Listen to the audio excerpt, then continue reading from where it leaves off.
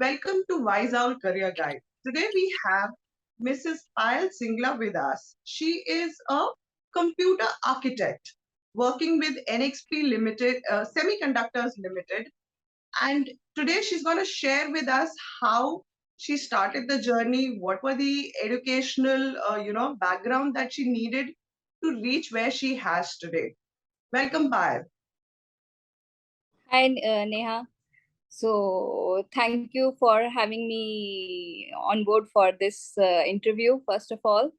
And just to start with my educational profile, my education background, I did my BTech in computer science and technology. Then I did my MTech in computer science and technology again. And then I did my MTech, BTech from Kurukshetra University and MTech from Delhi College of Engineering. So, So yes, please. no, please go ahead. Please go ahead. So it is about the question is about the professional journey, I would say. So I will rather kickstart with that. So when I was doing my MTech, then campus recruitment was being held. Okay. So first of all, many companies were coming there, and so we had the uh, task of getting everybody placed 100% placement. So we used to have two category companies, category A and category B, on the salary package things. So Okay. we got to have a seat in TCS and Wipro, and then your Infosys. These were the mass recruiters which used to come at that time. So Okay. I got placed in TCS at that time. Oh, So wow. then I was then during that tenure I was also about to sit in the group A companies. So for Okay. group A companies, what used to happen that if you grab an offer of a group A company, then you cannot sit in another company. Okay. So sat for Samsung Electronics Private Limited, and I got through it, and that was my second job offer, rather I would say that. Oh, wow. And so I started my career with Samsung Electronics. Okay. So, before you go further, you're saying company like, the likes of TCS and all were in category B and not category A because, the general impression is that if you're into computer engineering, the goal is to get into companies like that. So, why Yeah, this, yeah. the basis of this categorization? The basis was the your compensation offered. Okay. Okay. So, So, so because, the compensation generally there is like a huge difference between the category A and category B companies. okay. So, just for the people who are going to be watching this, when you got your job offer, that feeling of, okay, now I am going to be, making the entire architecture or all the programs for them versus what was the reality of that first month? uh, First month, it's more of like first of all I would like to clarify, it is not about the TCS is as category B. It is just the diversification of a college. Like, what about the package? That's why they have it in category A and B. Otherwise there are no sentiments attached for the TCS or Wipro or Infosys to be called category B companies. Okay. So the first month was very exciting, and we just came out of college, and we just joined the job, and we were a group of 15 freshers at that time. So Okay. we made their our own group in the campus itself, in the Samsung itself, and we had a college type atmosphere first of all. Then we Okay. realized that it will not work here. It will not work here. It's going to be different here. So we started with that, and then we had big dreams, and whatever we are developing, and then we actually got to know, like, whatever we are developing, they are being used by the entire world.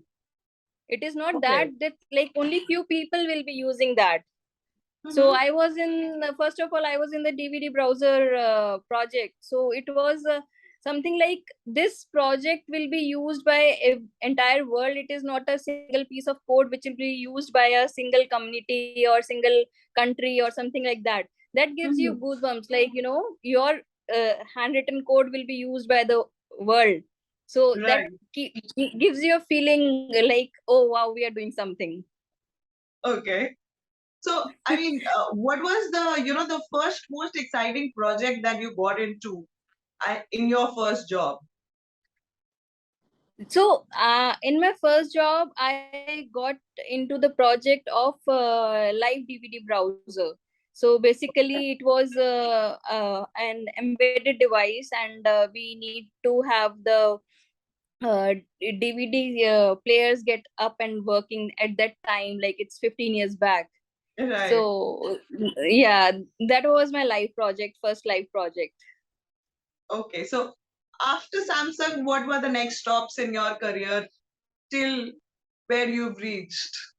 Yeah, after Samsung, like I stayed with Samsung for around 2 years, and then I switched to ST. So ST Microelectronics. So in ST, I stayed for quite long. It was around 11 years. So Oh, that was wow. the biggest that was the biggest possible pause at a one place. So during ST tenure, I had my personal developments as well. Like I got married, I got my kids. So maybe Okay. that was the reason why I stuck to ST for such a long time, and the company was very supportive in Mm-hmm. all the phases of my life. So in ST, then I landed into setup box domain.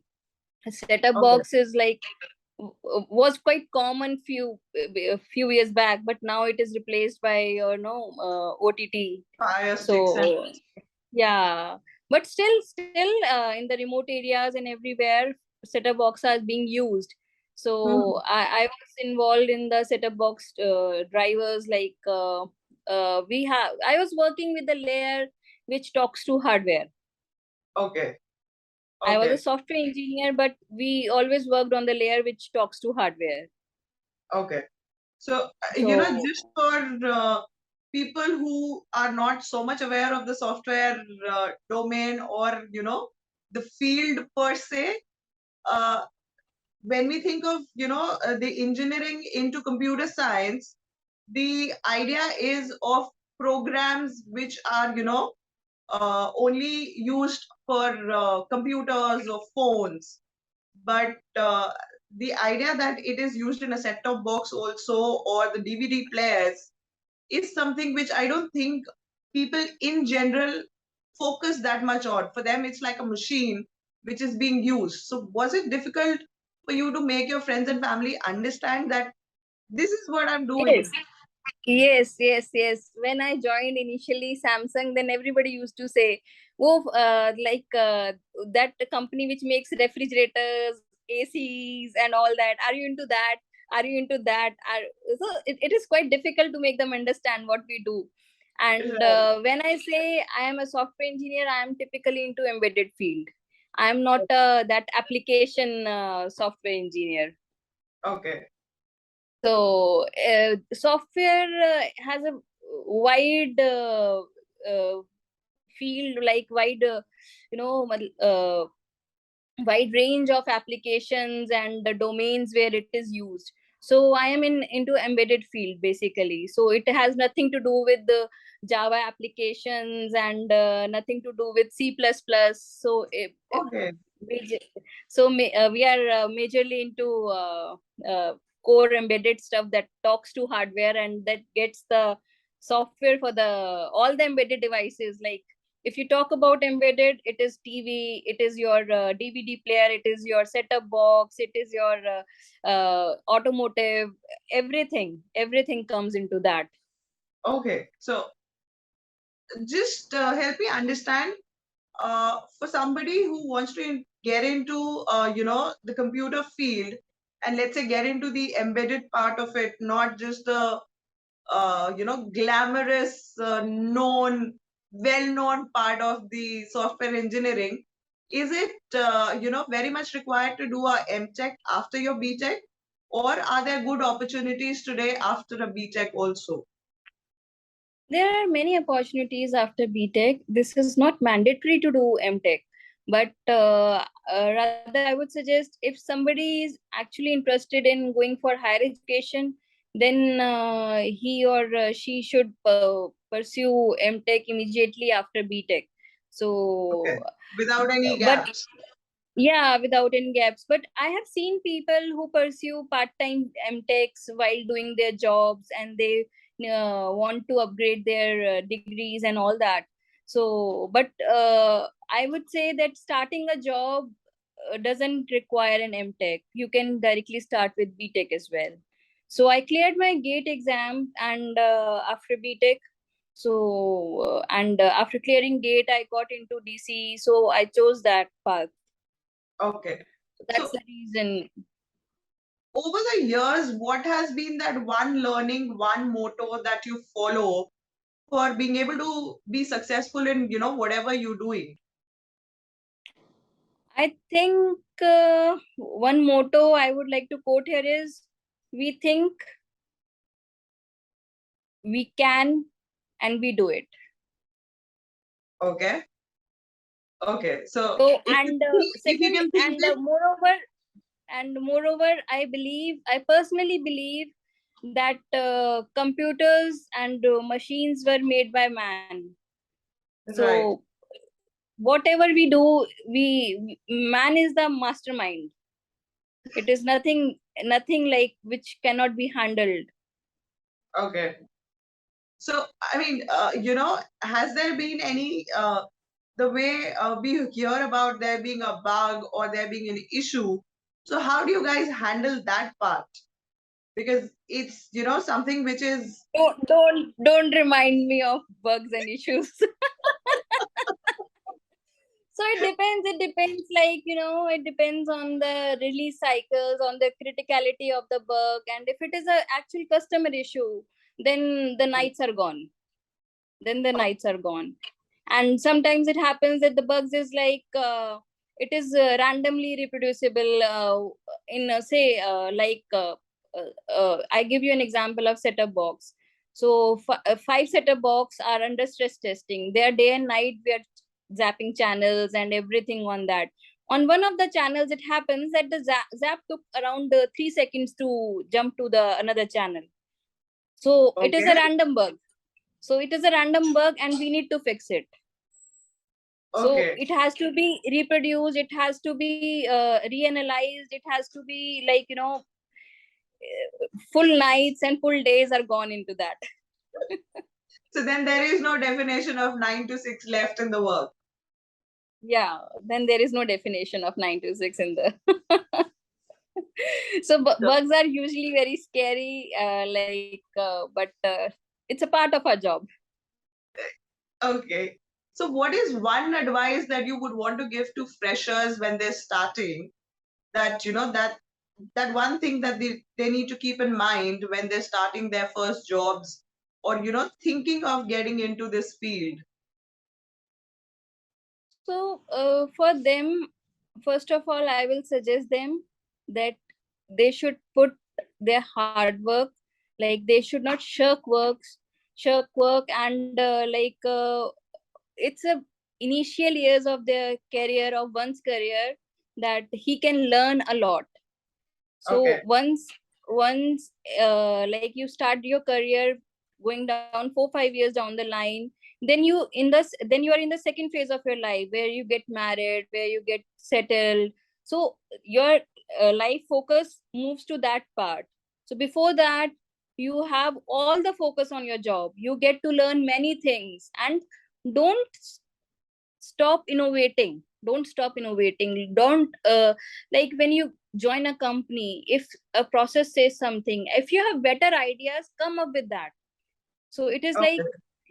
innovating something, and like, these are the continuous improvements, and they should work hard, and they should learn more and more and more and more in the initial years. Okay. And trust me, these all things pay you after 15 years as well. Okay. Yeah, because the initial learning makes your base solid for you to, progress further. Yes, So yes, it's yes. basically you need to get your hands dirty at the beginning before, you can start to Yeah, see the plant grow. yeah, yeah. Definitely, definitely. Thank you so much, Payal, for joining us today. It was really nice and enlightening to, understand that there is a architect also, which is, not your home designing architect, but your, systems designing architect. Thank you so much. Yes. Thank you, thank you. So that was Mrs. Payal Singla telling us about, for me at least, a totally different side of computer engineering, because I always thought computer engineering means you get into software development. But we forget and we don't even pay attention to all the machines that we're using, be it your washing machine or your set-top box, as she mentioned, that they also require that programming for them to interact with us and perform the commands that we're giving. And I really loved what she said, that, once you're out of your campus, the time that you take to get started into the new phase is fun, but it is the first 5 years of your career where you make an impression, which gives you the best time without any responsibilities in your life and other aspects in your life, to be able to learn and make your foundation strong. So I hope you enjoyed this session with her. Please do like, share the channel, and don't forget to subscribe. Thank you so much.